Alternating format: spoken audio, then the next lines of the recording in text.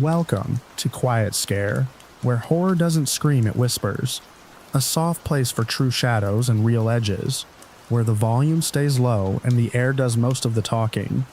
Tonight leans into real-feeling wilderness encounters, roadside strangeness, quiet workplace unease, old place rituals, and things that watch from tree lines and windows. Liking and subscribing really helps the channel, and tapping the bell keeps new episodes from slipping past. One more practical thing before the lights dim. There are a few ads in the first 10 to 15 minutes, then no mid-roll ads at all. Just rain and story without interruption. Something is out there, patient and close, moving where branches don't sway and radios forget their stations. Footsteps in the canopy instead of jump cuts. A shape that stands too still at the edge of the light. Voices that sound almost like language. The pace stays even, the edges stay soft, and the hush carries everything forward. Sleep well and dream dark.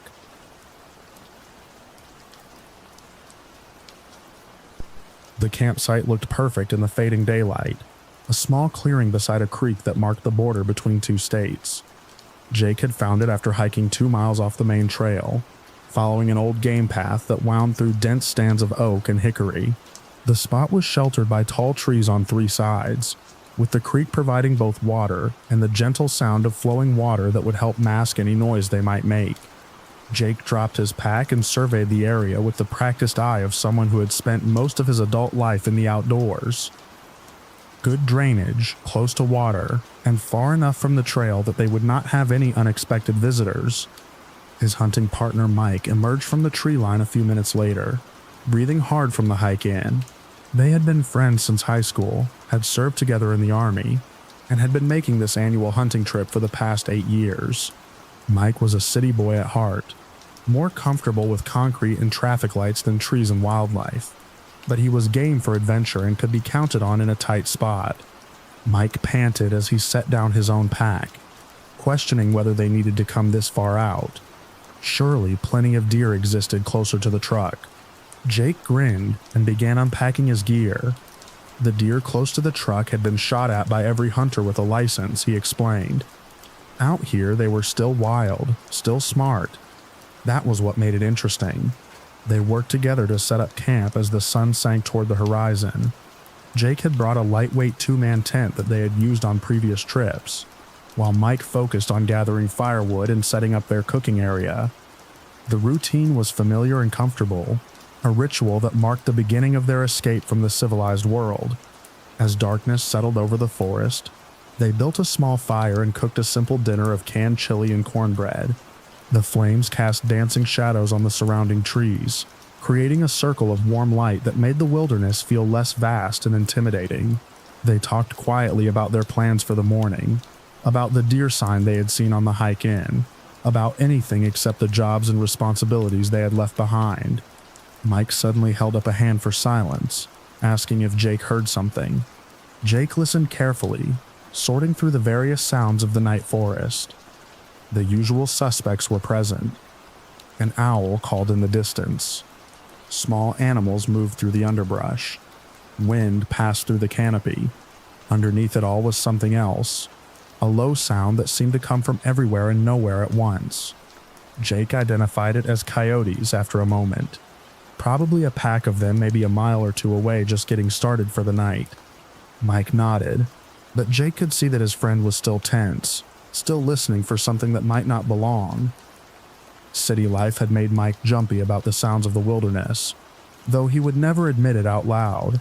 They banked the fire and retreated to their tent around 10 o'clock, both men tired from the long day of travel and hiking. The tent was cramped but warm, and Jake could hear Mike's breathing gradually slow as his friend drifted off to sleep. Jake lay awake a while longer, listening to the night sounds and thinking about the morning hunt. He was just beginning to doze when he heard it. The sound came from somewhere above them, perhaps 10 feet off the ground, and it was unlike anything Jake had heard in 20 years of hunting and camping. It started as a low moan that was almost human.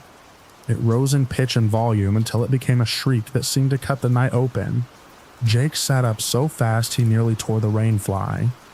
Beside him, Mike was already awake, his eyes wide in the dim light that filtered through the tent walls. Mike whispered urgently, asking what that was. Before Jake could answer, the sound came again, closer this time and definitely moving. It seemed to originate from the trail they had used to reach the campsite, but it was traveling parallel to the creek, following the border between the two states. The pitch and intensity varied. It dropped to a low growl. It rose to that bone-chilling shriek that made the hair on Jake's arm stand up. Jake reached for the pistol he kept in his sleeping bag. The weight of the weapon was reassuring, but he had no idea what he might be facing, or whether bullets would be effective. The sound moved past their campsite, traveling from east to west along the creek bank. Jake tracked its progress by the way it bounced off the trees, creating an echo effect that made it impossible to pinpoint the exact location. The unnerving part was the height. The sound came from well above ground level, as if something moved through the trees. Mike suggested it could be an owl, but his voice lacked conviction. Jake agreed it might be, though he did not believe it either. The sound was too loud and too directed. It felt intentional. The sound faded as it moved away, traveling west along the creek until it was a distant echo. They waited, listening to normal forest noise return, and neither spoke. Mike asked if Jake thought it was gone. Jake said he did not know, and that he was not going out there to check.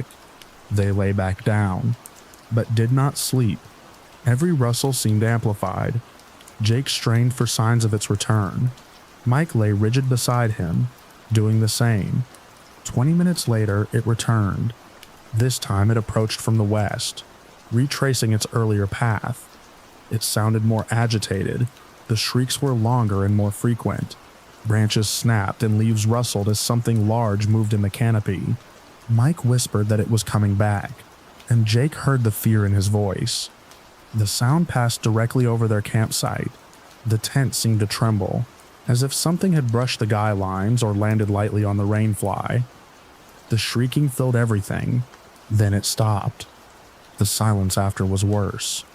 They lay still and waited. The normal sounds returned gradually. Jake could not shake the sense that something watched them from above, patient and aware. Mike whispered that they should leave immediately. Jake considered it. Leaving in the dark with something moving above them felt worse. He decided to wait for daylight. The tent felt safer than stumbling through black woods. The sound returned twice more before dawn, following the same route along the creek. By the third pass, Jake noticed a pattern. The calls were not random. They rose and fell with a rhythm that suggested intent. For all the volume, there was no attack. Whatever moved above them had passed over multiple times without coming in close. Jake whispered that it was not hunting them. Mike asked what it wanted. Jake had no answer. The sound was a signal. That was the only word that fit. During the final pass, Jake caught a shape through the rainfly. The fly was translucent enough that starlight turned movement into shadow. He saw something long, moving with fluid grace. Limbs, longer than they should have been, a shape that did not fit any animal he knew. For a moment, it paused above their tent. Jake saw eyes catch faint light. They reflected like glass and seemed to focus. Then it moved on. Light seeped into the tent as morning came. The calls had ceased an hour before sunrise. Birds took up their chorus. The creek murmured as if nothing had changed. They broke camp quickly. In daylight, Jake studied the site for sign. He found nothing that he could prove. No tracks, no broken branches, close to the ground. Nothing but a few scuffed leaves, and the old path they had followed in. They hiked out fast and drove in silence for several miles. Mike asked what Jake thought it was. Jake offered the bird idea and did not sound convinced. Mike said it was not a bird. It was big and smart and wrong. Jake nodded. He had seen lions and bears. He had heard most voices the night woods could make. This was not one of those. In the weeks after, Jake read accounts from other backcountry travelers. They described loud, rising calls that came from above the ground and followed waterways at night. They had the same mix of fear and awe. Some called it a cryptid. Some said unknown bird or mammal. A few said something stranger. Jake returned to hunting, but not to that creek. Sometimes when the wind was still, he listened for that call and felt the tent fabric cool under his hand. He pictured the eyes above thin nylon and felt both small and strangely calm. At the spot where their tent had stood, a single twig lay balanced across the narrow path. When he visited months later in daylight, it was set at waist height between two saplings. He lifted it gently and set it aside, then walked on without a word.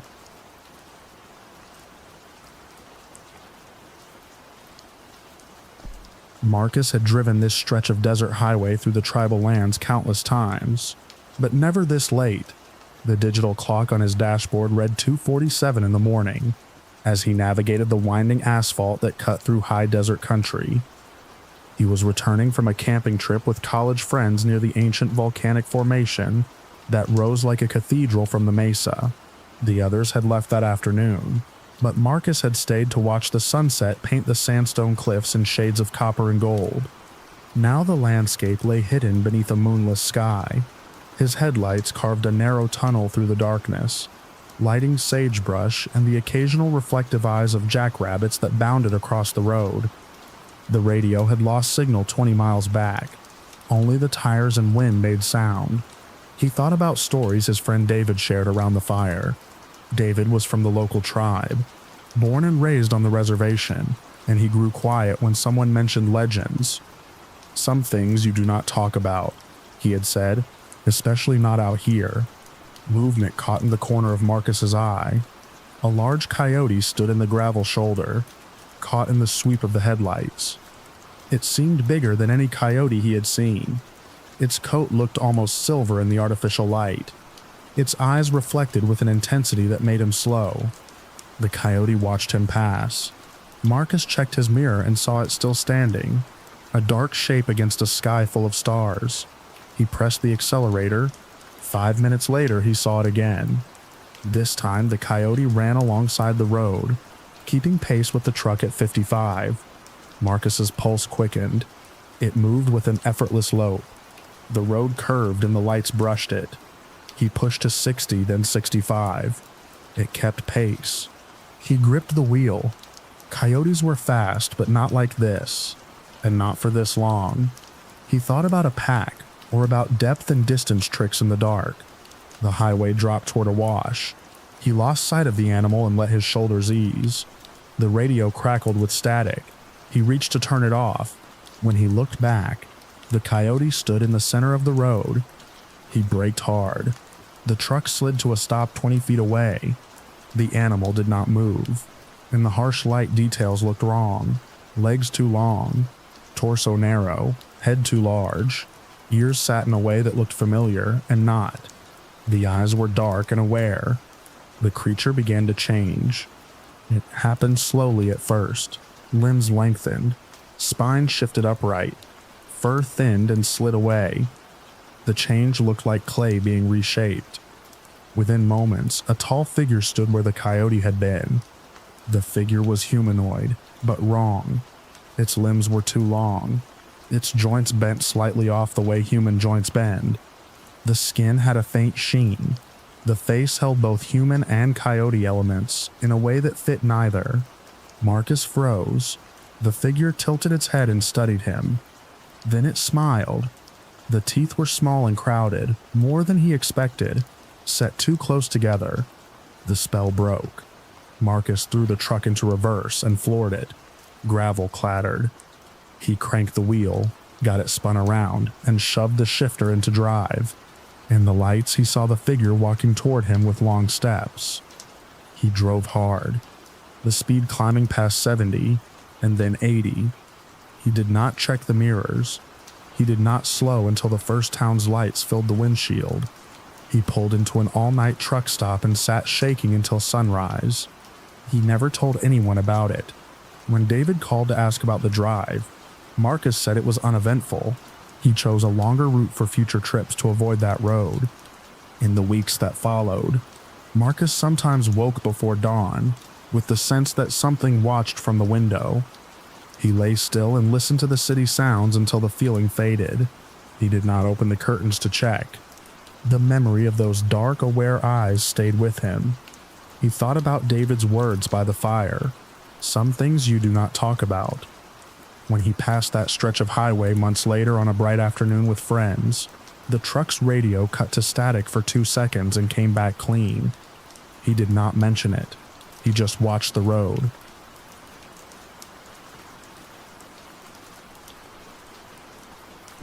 Todd had been hunting these mountain hills for 37 years, ever since his father first lifted him into the weathered oak stand overlooking the hollow. The same stand where he sat now, 20 feet above the forest floor, watching the pre-dawn darkness give way to gray. November had settled deep into the mountains. His breath hung in the air, and every footstep cracked frozen leaves. He had chosen this morning carefully. Clear skies, no wind. Trail cam photos showed a large buck moving just after sunrise. Todd had studied the images until he could see every tine in his mind. The stand creaked as he shifted. A squirrel chattered to his left. A woodpecker worked dead timber in the distance. These were the sounds he knew. This morning felt different. The usual sound seemed muted, as if the forest held its breath. He checked his watch. 6:15.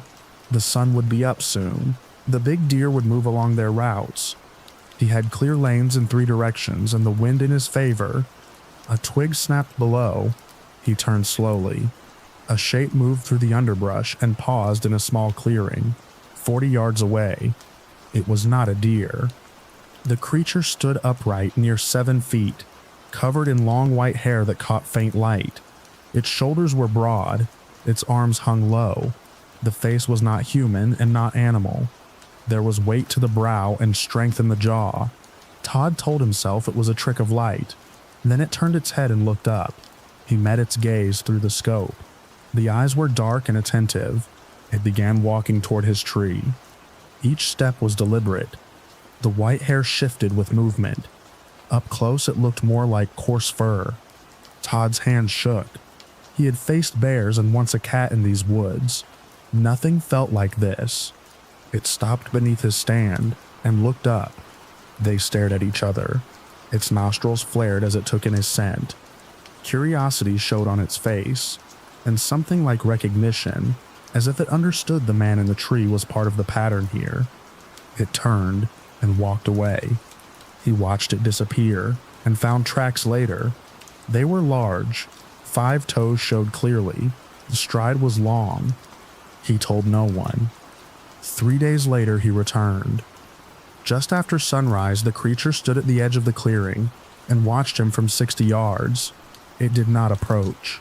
It turned and vanished into the trees. The 3rd time, a week later, his sister Sarah and her husband Tom were with him. They sat in a different stand. Sarah pointed toward the meadow and asked if that was a deer. Todd raised his binoculars. The white-furred creature stood just inside the trees by a large oak. Tom whispered a question that had no answer. The creature stepped out, revealed its height and bulk, then turned and slipped away. They sat stunned. Tom said they should call someone. Todd shook his head. No one would believe it. Sarah said they had all seen it. It was not a bear. In the weeks after, Todd returned but did not see it again. He heard distant sounds at night that might have been it calling to others, but he could not be sure. Winter came early. Todd put away his gear. In spring, he watched the woods without a rifle and understood something he had missed. This was not only an animal. It felt old. The white coat might be age. It had watched him as much as he had watched it. Todd never saw it again. On quiet mornings when mist lay low, he sometimes felt a gaze from the shadows. When he left apples by a stump for deer one autumn, he found the fruit gone, but the skins left in a neat pile. He smiled and said nothing.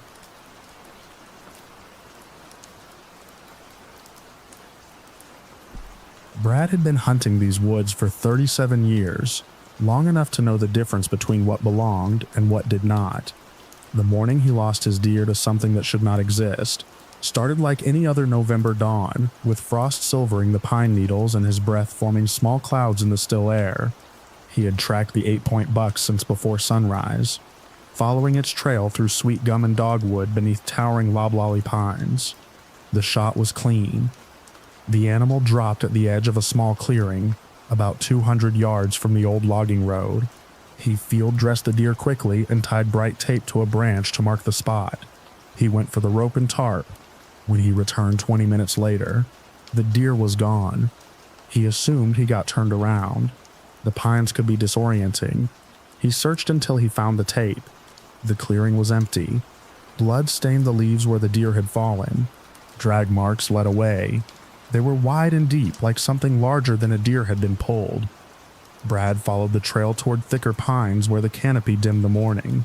Claw marks gouged tree trunks higher than any man could reach. Sap still wept from fresh cuts. The pattern looked deliberate, not random territorial scratching. The woods had gone quiet. No birds, no wind. His heartbeat sounded loud. His hunting partner called his name from behind. The man had been a mile away.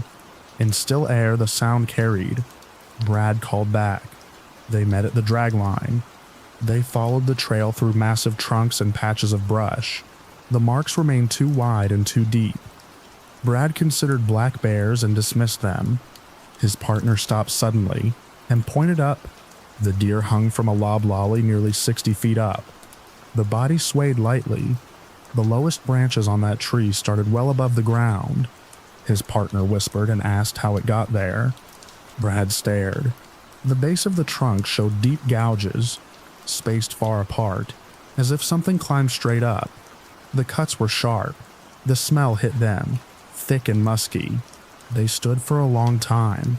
A breeze turned the carcass and showed the bullet hole. It was his deer. Something moved above the suspended body. Brad saw dark fur and heavy limbs in the canopy. It melted back into shade. His partner gripped Brad's arm and said they needed to leave. Brad agreed without looking away. They backed out of the pines and moved quickly to the trucks. The dragline felt like a path laid for them. The thought curdled in his gut. At the truck, his partner asked if he would hunt there again. Brad looked at the dark tops of the trees and said he did not know. He already knew he would not. That night he told his wife he missed the shot. It was easier to say. He read stories of game found in impossible places. He slept poorly. He checked locks and added lights. 3 weeks later, his partner drove back and called with an update. The deer was gone. The claw marks remained. New gouges appeared on other trees at the same height. Whatever used that grove still worked there. Brad hunted elsewhere. Sometimes, passing the old logging road, he slowed and looked toward the pines. The canopy concealed everything. He pressed the accelerator and listened for a sound that had begun to haunt him. In quiet moments, he thought he heard claws rap softly on bark. Far away, a steady scrape like breath.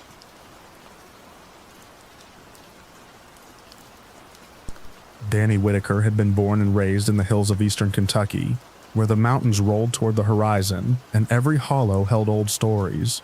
He learned the language of the woods. He could tell a screech owl from a bobcat and could hear the difference between a startled deer and a distressed one. When Danny heard voices calling from the hollow that October night, he knew they did not belong to any creature he knew. The hollow got its name from a mining accident in 1952, when a shaft collapse killed 7 men who were never recovered. Families moved away. The forest grew back. Locals avoided the place because there was nothing there to visit. Danny tracked a wounded black bear into the area. A car had hit it on the highway. The wildlife department wanted the carcass found before it drew scavengers to the road. He followed the blood trail through oak and hickory. He passed rusting mining equipment under kudzu. The light was that particular late October light that makes leaves glow. He heard the first voice ahead of him. It was human in tone and wrong in meaning. The sounds had rhythm and cadence without words he knew. Another voice answered from a different direction. Then another. The hollow held a conversation in a language just beyond understanding. He stopped and listened. The voices were not coyotes or wildcats. They came from throats. The forest's evening chorus had fallen silent. The wind had stilled. The conversation stopped. The silence was complete. He heard his heart. He wanted to leave. He also wanted to know. He followed the blood trail, now moving more carefully. He passed into a grove of old hemlocks. The air under them was cool and still. He found the bear at the base of a large tree. It had been dead for hours. The body had been moved, not by scavengers. It lay on its back with legs arranged symmetrically. Its head faced the canopy. The ground around it had been cleared in a rough circle. Symbols were scratched in the dirt. The lines looked too regular to be chance. He took photos. The voices started again, closer now on the ridge above the grove. The sound grew rhythmic. It became a chant. The syllables nearly formed patterns he felt but could not parse. Something large moved in the trees above him. Branches creaked. Leaves rustled. Shadows passed. He could not see forms clearly. He felt watched from several points. The chant reached a peak and stopped. The movement in the canopy shifted away. The sounds receded. The woods returned to ordinary evening. Danny waited a few minutes. He finished his photographs and hiked out. The walk took forever. Every shadow held possibility. No voices returned. He reached his truck at last light. At home, he studied the images. The arrangement did not look like random disturbance. The symbols were too regular. He had heard stories all his life. He knew the Cherokee once lived in these hills. He knew what elders said about places where things were thin. He had dismissed most of it as story. But the grove shifted something in him. He returned to the hollow in the weeks that followed. He did not hear the voices again. He found more markings. He saw stones placed in patterns. He saw bark peeled in lines. He read about the area's past. The hollow had been considered sacred. Mining had covered older sites and cut through places used for ceremony. The more he learned, the more the hemlock grove made sense to him. The voices were not speaking a modern tongue. They might be echoing something older. He did not report any of it. He visited respectfully and finished his wildlife work. When others later told their own stories about the hollow, he listened and nodded. On some evenings when the wind held still, Danny heard a faint carrying of sound down the ridge. It was not words. It was the rise and fall of speech. He stood and listened until it faded, then walked home quietly.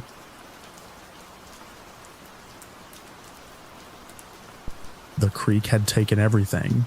Daniel stood at the edge of what used to be his backyard, staring at the muddy scar that wound through the valley. 3 months had passed since the flood, but the land still looked broken. The garden was gone. The workshop was gone. Only concrete and twisted scrap remained. The creek that now slid by was narrow and shallow in the evening light. It had been a roaring channel when it rose. It had carried away houses and cars without care. Daniel had lost his home and business to that water. The insurance company fought him. The trailer was a box with thin walls. The contractors were unreliable. Some days he thought the water should have taken him too. This felt like one of those days. He had spent 14 hours hauling debris. Albums were pulp. Furniture was warped. Tools were rusted. Each piece was a small death. The full moon made the creek look pretty. That made him angry. He picked up a rock and threw it into the water. He threw another and cursed. A voice answered from the stream. He froze and looked around. The valley was empty. The voice came again and told him to stop. He asked who was there. There was only the creek sound. He reached for another rock. The voice returned, more insistent. It came from the water. It sounded real. He answered as if he spoke to another person. He asked who she was. She said she lived in the water. He asked to see her. The sound that followed could have been laughter, and could have been current. She told him to look where the water ran dark. He looked into a deep pool. The surface reflected the sky. As he watched, a face formed. It was a young woman's face with long dark hair that moved with the stream. Her eyes were the color of deep water. She smiled. He stepped back. The face giggled like spring bubbles. She offered to tell him a story. Daniel sat on a rock and watched the pool. Her voice came from the water and the air. She said she had many names. None of them truly hers. People called her the woman in the riffles. Some called her she at the bend. She had lived in this creek longer than his people had lived in these hills. She said she had once been flesh and blood. She lived in a village on this stream when the first families hunted and farmed here. Winter had been hard, game was scarce, children were hungry. The elders held a ceremony at the deep bend. They asked for mercy in life. She walked into the water and did not turn back. She felt her body slip away and her spirit remain with the current. Daniel asked if the tribe survived. She said the spring came and the rains returned. People lived. New people came. Old houses fell, and new mills rose. She stayed with the water. Daniel asked why she had flooded them. She said she did not call the storm. She felt his grief in every drop that carried his life away. She carried it too. He said nothing helped. She told him he was not gone. He could build again. The water that took could also give. He looked at the valley. The damage remained. New green pushed up in places. Birds sang in the willows. He asked if he would see her again. She said she was always here. He should listen. He sat until dawn while she told old stories of this bend, families planting, fishermen pulling traps, a child dropping a ring and laughing when it flashed in the shallows. He felt anger ease while she spoke. As the sun rose, her face faded. He picked up one last rock and did not throw it. He set it on the bank where it would not wash. Then he walked back to the trailer and began a list. At night, he sometimes heard the creek speaking in small sounds against stones. On hard mornings, he would go to the pool and look into the dark water. He did not always see a face. He always felt watched with a kind of care that did not belong to people.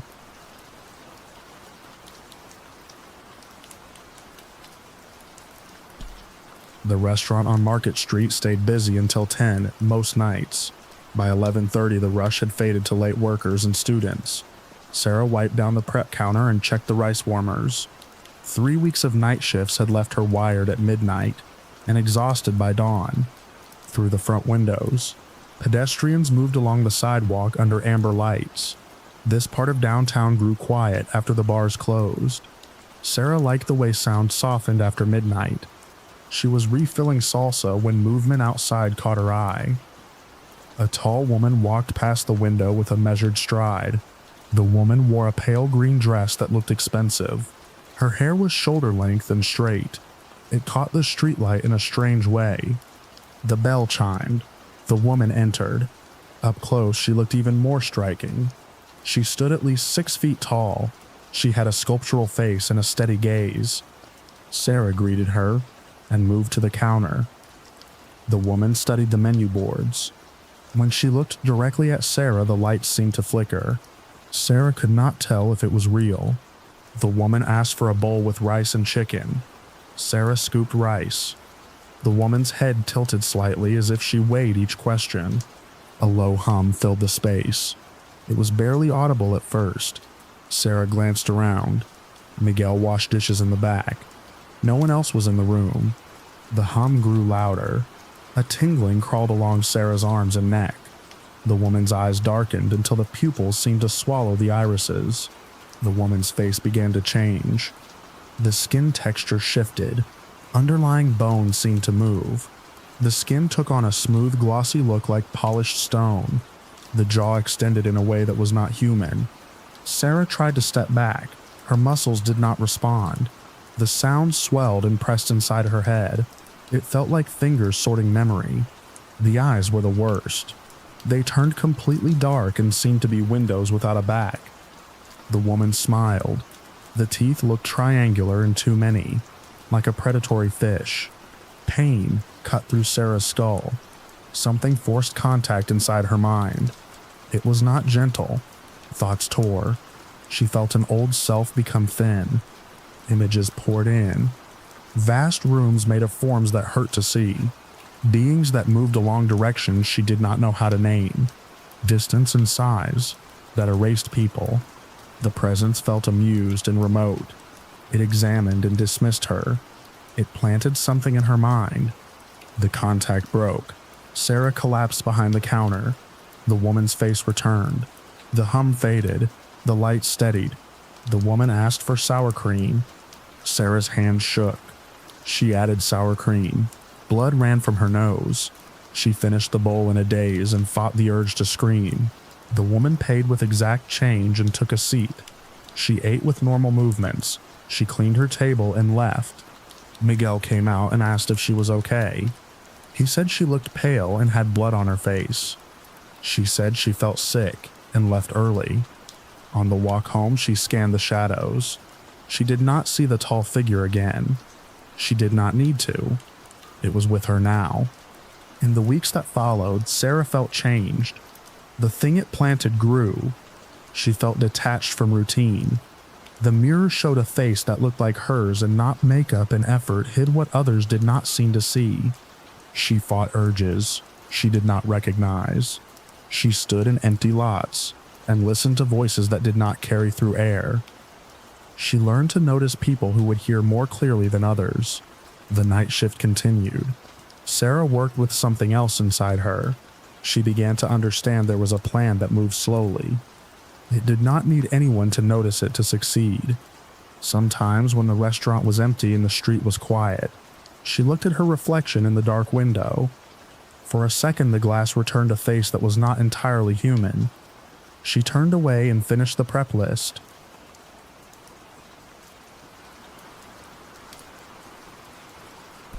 Tom Brennan had seen his share of bears in 23 years of hunting wilderness areas. He had tracked brown bears in remote peninsulas and watched grizzlies take salmon from bright water. Bears were part of the North, like long summer light and winter aurora. When Tom moved to eastern Kentucky for a forestry service job, he figured the dangerous wildlife was behind him. Kentucky had black bears, but they were smaller and avoided people. Its hardwood ridges and clear streams felt tamer than the North. That changed on a cold December morning in his third year in Kentucky. He sat in a tree, stand on a ridge above a small valley with a spring-fed creek. The stand was 15 feet up, a massive oak. He had a clear view of trails. He had killed deer here before. It was quiet. He was thinking about climbing down when something moved below. The sound was heavier than deer. It pushed through brush without concern. He readied his bow and watched the edge of the clearing. What stepped out was neither bear nor hog. The creature stood upright, close to 7 feet, covered in dark hair streaked with pale patches. It was massive across the shoulders. Its arms hung low. The hands ended in thick, dark nails. The head sat on a neck so thick it merged with the shoulders. Tom's first thought was costume. Then he watched it move. The gait was powerful and balanced in a way no person could fake. It lowered its head to drink. Muscles shifted under the hair. The air carried a strong animal scent that was not like bear. It smelled like wet fur and something older. It straightened and scanned the valley. Its head turned slowly. Tom held still. He felt the gaze sweep his tree. It looked up at him. They locked eyes. The eyes were dark and assessing. The stare felt like a decision being made. After seconds that felt longer, it turned and walked away in silence. Tom stayed in the stand for an hour. When he climbed down, he found tracks by the creek. They were large and human-like in shape. 5 toes showed. The depth and spacing suggested weight and a long stride. He took photos and measured the prints against his boot in the frame for scale, without stating his boot size. He returned in the weeks after and saw the creature twice more, both at a distance. The second time he realized it followed the route he had taken in. It was learning him. The third time, he stood in a clearing 50 yards from it with only a knife on his belt. It watched him and raised one hand. The fingers were too long. He felt his thoughts slide into a place he did not like. The lips pulled back in a smile that showed serrated cusps that did not belong on an ape. It turned and slipped into the trees. He told his sister and her husband in spring and took them to the valley. An hour into the hike, his brother-in-law pointed toward pines on the far side of the creek. The creature stood among the trees. It watched them. It was not the white-furred figure that others had described in these hills. This one's hair was darker with pale streaks, tangled with bits of pine and leaf. It held itself differently. It was still impatient. They watched it. It turned and vanished. They returned several times and never saw it again. Tom found occasional tracks near the creek, and one blurred image on a trail camera that might have been it. Signs appeared near his house months later, footprints at the edge of the tree line, motion lights triggered with nothing visible under the beams. In the woods, he felt watched. He caught glimpses of dark hair slipping through brush, just at the edge of vision.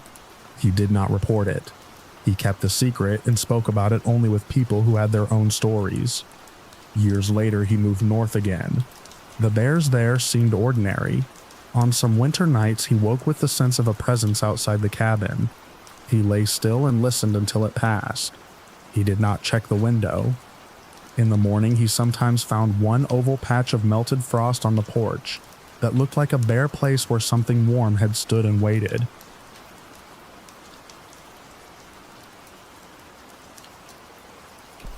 The alarm clock read 3:15 when I shut it off, 2 minutes before it would have sounded. September mornings in the Pacific Northwest held a stillness that made you hear your own breath. I dressed in the dark and loaded the truck. The conference was in a mountain town. The ferry began its run at 6. Outside, the air was glassy. Gravel crunched.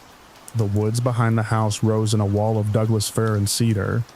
I had lived on this land long enough to feel its rhythm. I lifted the tailgate and set my case in the bed. 50 yards of open grass stretched to the trees. 100 yards of dense forest dropped toward the bay. The sound came. It started low, then climbed and held. It lasted 5 or 6 seconds. It flowed like a voice. It stopped for a few beats and then repeated at exactly the same pitch and length. Dogs in every direction began barking. The chorus rolled across the neighborhood. One deep bay, several sharp yips, a few long howls from dogs I had never heard before. The sound of the morning changed. I stood with my laptop case in my hands and listened.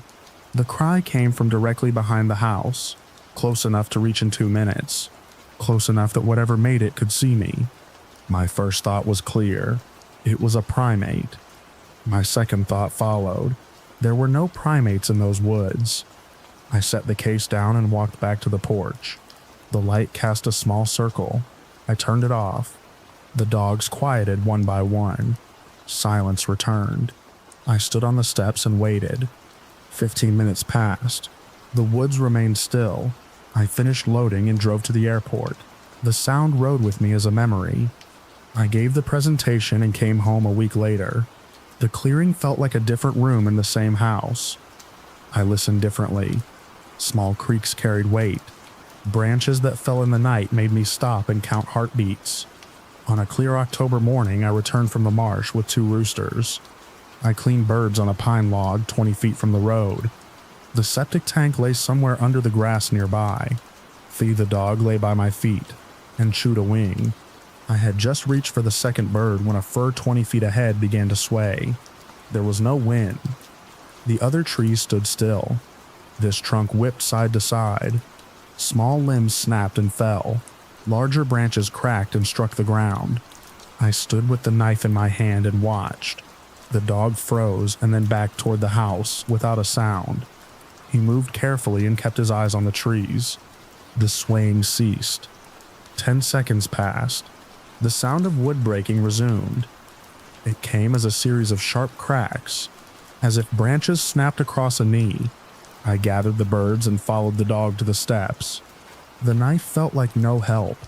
By the time we reached the porch, the woods were quiet again. The broken branches lay in the grass. I felt watched, as if a line had been drawn. I cleaned the birds in the kitchen sink. That evening I called a colleague who had spent time with elders. I told him about the morning cry and the thrashing tree.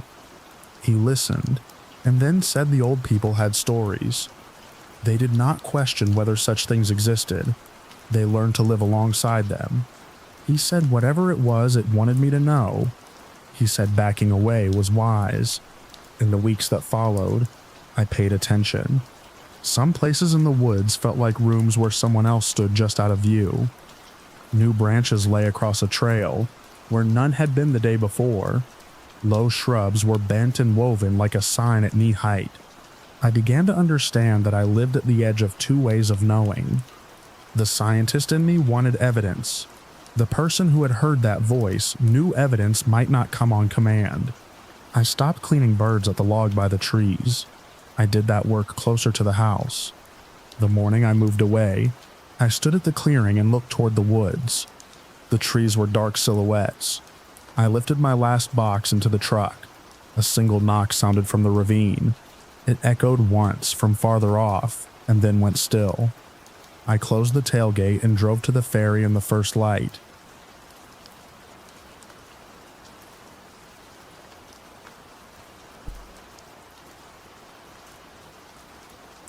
Dr. Sarah Chen had built her career on evidence. 15 years of work had earned her tenure. Her walls held journals. Her computer held datasets and analysis. Her reputation rested on what could be replicated. When graduate student Todd brought cryptid encounter reports for his folklore thesis, Sarah read them as cultural material. They were useful for studying belief and story. Then she read the report from retired forest ranger William Hayes. It was different. It read like a professional incident report, with coordinates, weather, timestamps, and careful descriptions. Hayes wrote about tracking what he thought was an injured hiker and finding a bipedal creature in a clearing. He documented the encounter without dramatics. He included alternative explanations and his reasons for rejecting them. Marcus told her Hayes had died 3 years ago. He had found Hayes' supervisor, Janet Morrison. She said Hayes was the most reliable ranger she supervised. If he wrote it, he saw it. Sarah thought about the report for weeks. She had always worked from a materialist view. The report asked her to widen the frame. She read about traditional worldviews and how many cultures understand reality to include things science cannot yet measure. She asked if her framework had been too narrow. The question became personal in an old farmhouse in Appalachia when she interviewed 87-year-old Edith Caldwell. They had talked about family history and old remedies. When Sarah asked about legends, Edith grew quiet and looked toward the trees. She said she had seen a wood booger. She had seen it many times in the same section of forest. Edith described a massive figure that watched. She first saw it when she was 12. It tilted its head. It smiled in a way that made her want to be sick. It returned over the decades. It never came close to the house. It watched from the edge of the trees. Sarah asked what Edith thought it was. Edith said some things had always lived here. People did not have to accept them for them to exist. On Sarah's last visit, Edith looked past her and went rigid. Sarah turned and saw a shape at the tree line. It stepped out. It stood near 8 feet tall and was covered in dark hair. Its face was almost human and wrong. Its eyes caught the last light. When it smiled, the teeth showed crowded and sharp. It raised a hand. The fingers were long. The steps toward the house shook floorboards. Pressure built behind Sarah's eyes as if something were testing a boundary. Edith pulled her to the back. They went down into the basement. The air smelled like earth. Above them, slow, heavy steps circled the house. Something breathed close to a window. 20 minutes passed before the sounds faded.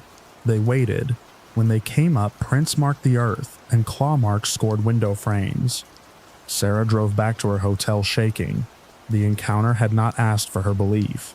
It had moved through her life without it. She incorporated the question into her classes. She did not tell the story. She asked if the scientific method was the only way to know a thing, and whether some phenomena sit where consciousness and culture blur measurement. Her paper on the subject drew praise and criticism. She was comfortable with both. She had learned that belief is shaped by experience as much as by data. Late at night, when the trees outside her windows shifted in the wind, Sarah sometimes saw the shape of a face where darkness was thickest. On those nights, she closed her laptop and turned off her desk lamp. She sat and listened to the house settle. She let the question hang in the room and did not try to answer it.